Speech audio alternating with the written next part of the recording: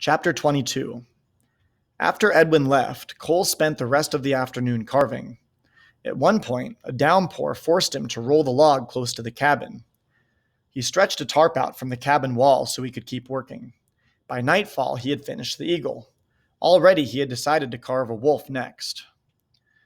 The next morning, after visiting the pond, he washed his clothes in the stream. He built a fire in the cabin's barrel stove, then hung the clothes across the room on a makeshift clothesline. If he hung his clothes outside, they would never dry. That afternoon, he tried to make himself invisible. He bathed extra well in the cold stream, then put on clean clothes. He even rubbed ashes and sweet cedar boughs over himself to mask any human smell. Then he hiked out to a point at the mouth of the bay where he could watch the shoreline both outside and inside the bay. He wedged himself down between two big rocks and sat totally still. For 2 long hours he waited, but saw nothing. Frustrated, he got up and moved into the trees to try hiding beneath the thick undergrowth. The shore came gradually alive with seals, seagulls, and eagles, but no bears. Finally, chilled to the bone, he returned to camp. Several more times before Edwin's next visit, Cole tried being invisible, but had no luck. One morning, a beaver swam around him as he sat in the pond. At first, all he could see was a V-shaped ripple on the surface as the big animal swam closer and closer. Cole cleared his mind, breathed deeply, and sat completely still.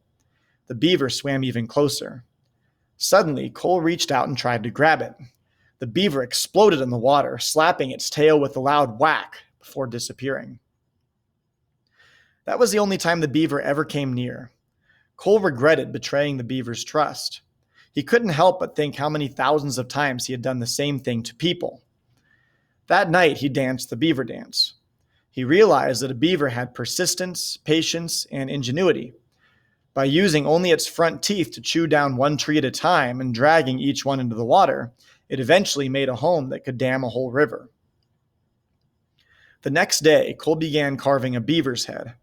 He tried to think about the lessons the beaver had to teach, but he grew frustrated by how poorly he carved. His beaver head looked more like a deformed frog. Still, he kept carving. The air warmed with the passing of spring and the coming of summer. Some days, not a cloud showed in the open blue sky, but most days were drizzly and wet. Cole had never seen a place with more rain. Back in Minneapolis, Cole had thought that being alone on an island would give him plenty of time to just sit around, but the opposite was true.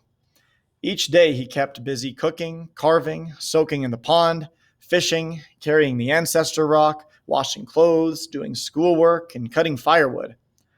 Cole prided himself on how sharp he kept his knife and hatchet. Many nights he sat on his bed working them against a flat stone until they could shave paper. Cole also continued to explore and look for the spirit bear, but still the bear didn't show itself. Each night, Cole tried without luck to find the feelings to dance the dance of anger.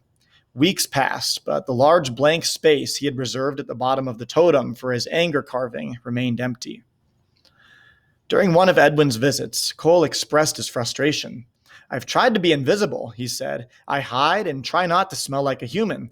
I've even smeared cedar boughs and ashes all over my body, but I still haven't seen the spirit bear again."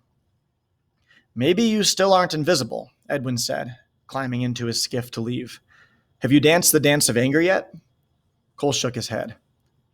Edwin pulled the starter rope and brought the engine to life.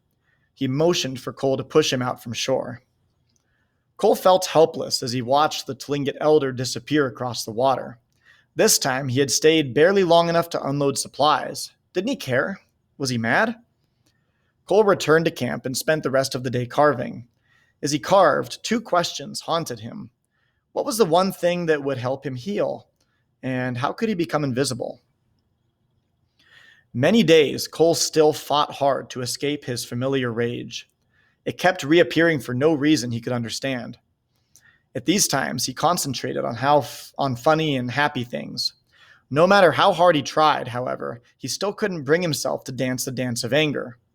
Long, frustrated hours beside the fire brought angry movements, but the dance refused to come to him.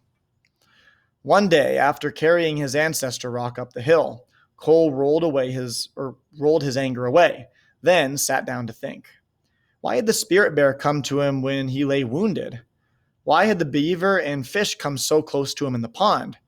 He hadn't been invisible at those times. And why hadn't the bear showed itself again? Cole puzzled so hard his head hurt, but there seemed no connection. Nothing made sense. Finally, he headed back to camp and worked the rest of the day in a sullen mood. That night, he went to bed as usual, but in the early morning hours, he awoke with a start and jolted upright in bed. He knew how to be invisible.